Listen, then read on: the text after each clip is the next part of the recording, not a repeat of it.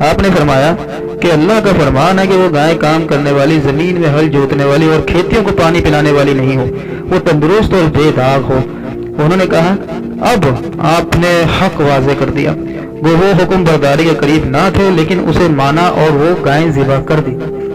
اب یہ جو اتنی ساری باتیں بنی اسرائیل کی طرف سے کی گئی تھی، یہ تین آیتیں ہوئی ہیں، 3 سوال یہودیوں نے کیے تھے۔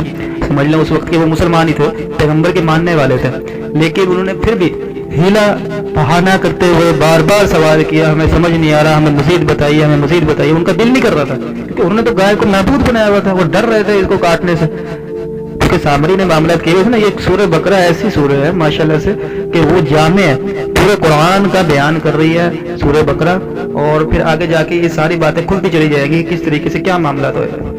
تو انشاءاللہ العزیز اللہ سے امید ہے اللہ توفیق دے ہمیں اسی طریقے سے قرآن کو معاملات کو مکمل کرنے کی۔